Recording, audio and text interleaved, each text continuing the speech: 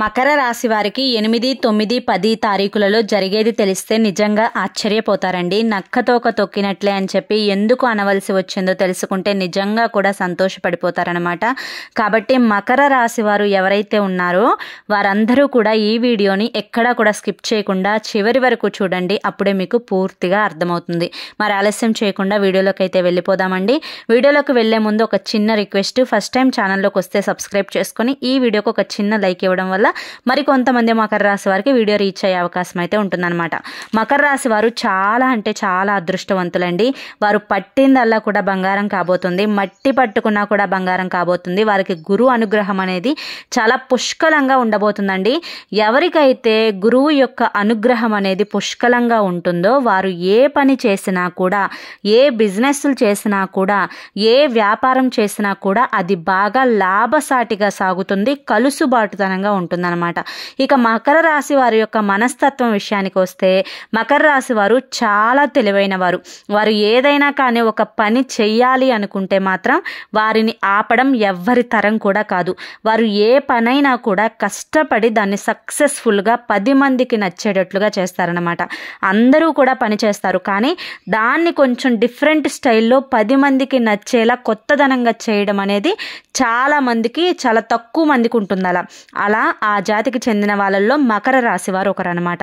మకర రాశి వారు చాలా తెలివైన వాళ్ళు కాబట్టి వీరితో స్నేహం చేయడానికి చాలా మంది కూడా ఆసక్తిని చూపిస్తూ ఉంటారు.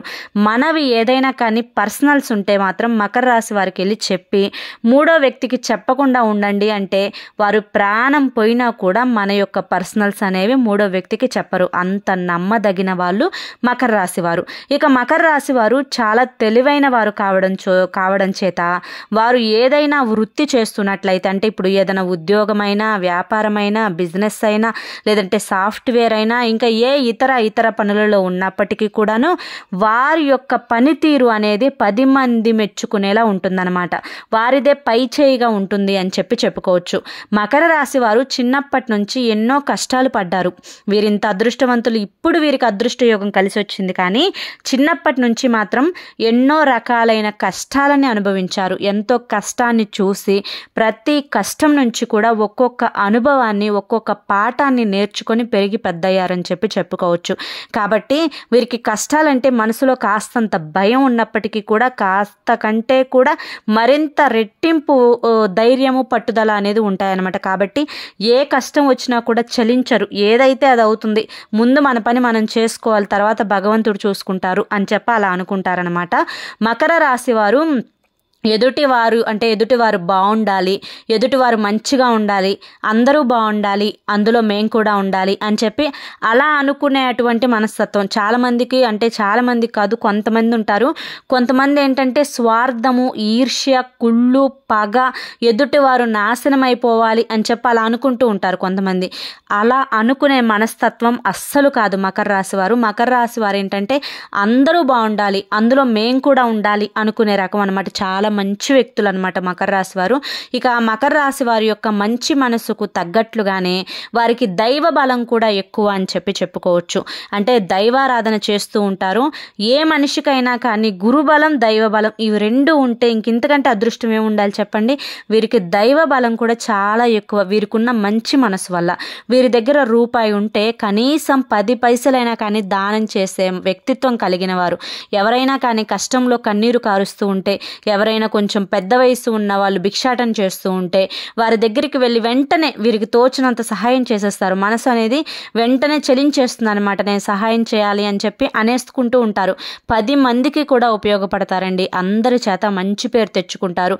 ఇక వీరిని ఎవరైనా కానీ మోసం చేయాలని చెప్పి చూస్తే మాత్రం మకర రాశి వారికి చాలా కోపం వస్తుంది.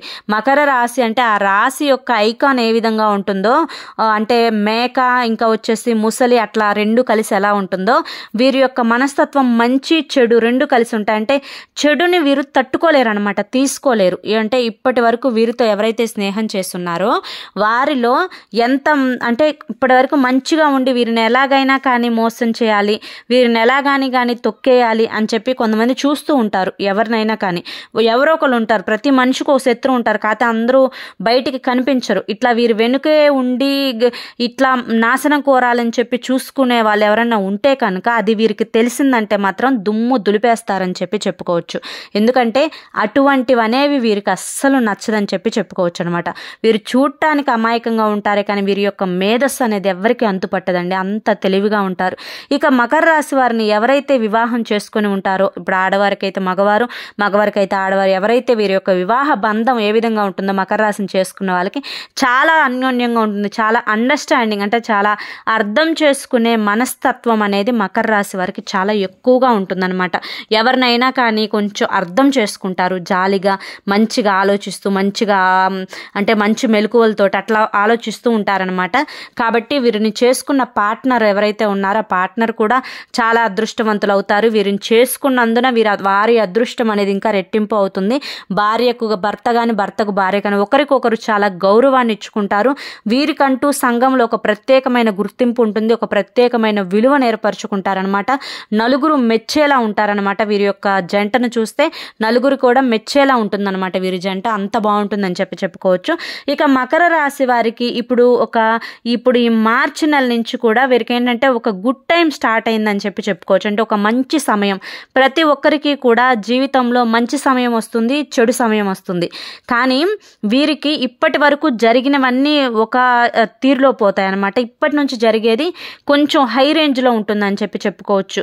ఒకవేళ ఎవరైనా కానీ ఉద్యోగం కోసం ప్రయత్నిస్తున్నా కానీ, వ్యాపారం కొత్తగా మేము స్టార్ట్ చేయాలి అని అనుకుంటున్నామని ఎవరైనా వ్యాపారం కోసం ట్రై చేస్తున్నా కానీ ట్రై చేసుకోండి. ఎందుకంటే ఇప్పుడు మీకు అనుకూలత సమయం అనమాట. ఏదైనా కూడా చాలా అనుకూలంగా ఉంటుందన్నమాట. కాబట్టి భూములు కొనాలి అని అనుకుంటూ ఉంటారు.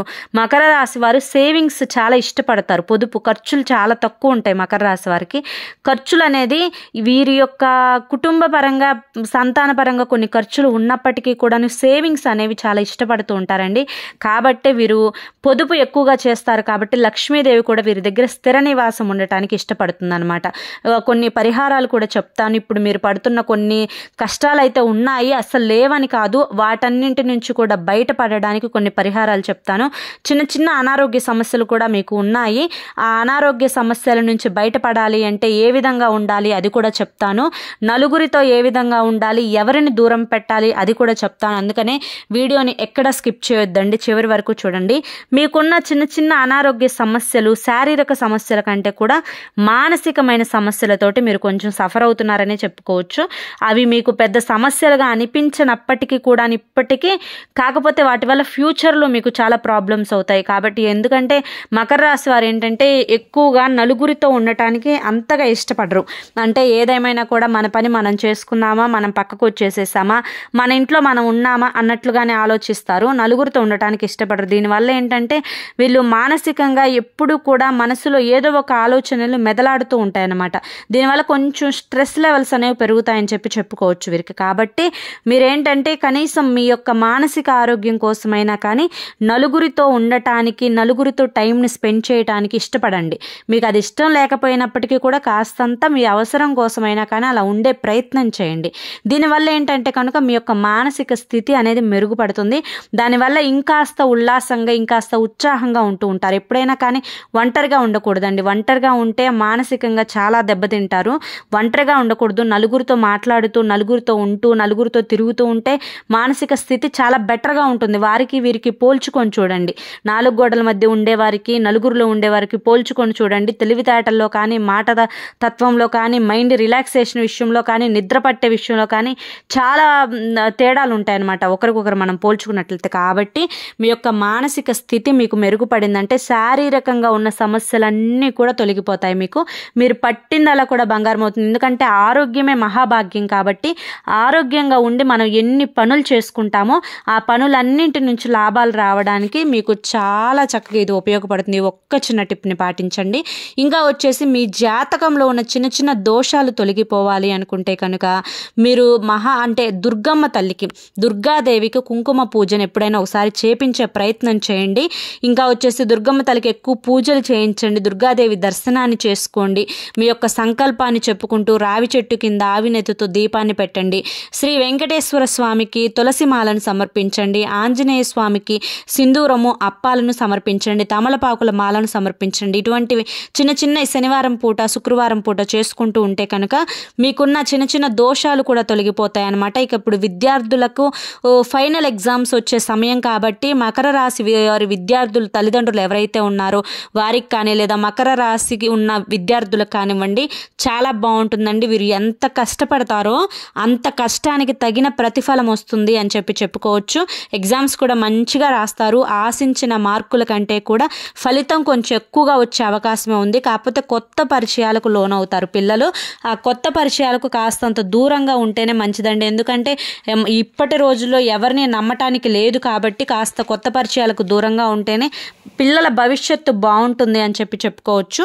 అది ఒకటి చూసుకోండి. ఇంకా మకర రాశి వారికి 8వ తారీఖు ఏ విధంగా ఉంది అంటే 3 రోజులు ఏ విధంగా ఉన్నది చూసుకుందాం. ఫస్ట్ 8వ తారీఖు ఏ విధంగా ఉంటుందో తెలుసుకుందాం. ఇప్పుడు 8వ తారీఖు శనివారం వచ్చేసరికి ఈరోజు ఖచ్చితంగా దైవ దర్శనం చేసుకోవడానికి టెంపుల్కి అయితే వెళ్తారు. ఒకవేళ వెళ్ళలేకపోయినా కూడా ఇంట్లోనైనా పూజన చేసుకునే ప్రయత్నం చేస్తారు. ఈ రోజు అంతా కూడా చాలా రిలాక్స్ మూడ్లో ఉంటారండి. మంచిగా దైవ దర్శనం చేసుకుంటూ కుటుంబం గురించి శ్రద్ధగా పట్టించుకుంటూ ఇలా మంచి రిలాక్సేషన్ మూడ్లోనే ఉంటారు. కుటుంబ పరంగా చాలా బాగుంటుంది. వ్యాపార పరంగా చాలా బాగుంటుంది. వృత్తిపరంగా ఉద్యోగపరంగా లాభాలు మంచిగా వస్తాయి. ఇంకా లవర్స్ పరంగా కూడా చాలా బాగుంటుంది. సినీ రంగ పరిశ్రమల వారికి చాలా బాగుంటుంది. రియల్ ఎస్టేట్ వారికి కూడా చాలా బాగుంటుంది అని చెప్పుకోవచ్చు. ఇక 9వ తారీఖు ఆదివారం ఈ రోజు కూడా ఫుల్ రెస్ట్ మూడ్లో ఉంటారు. ఎక్కువగా ఆలోచిస్తూ ఉంటారు. మా ఫ్యూచర్ ఏంటి, మా ఫ్యూచర్ ఎలా ఉంటుంది, మా బిడ్డల భవిష్యత్తు ఎలా ఉంటుంది, ఇలా ఈ ఆలోచనలో కొంత టైంని స్పెండ్ చేస్తారనమాట.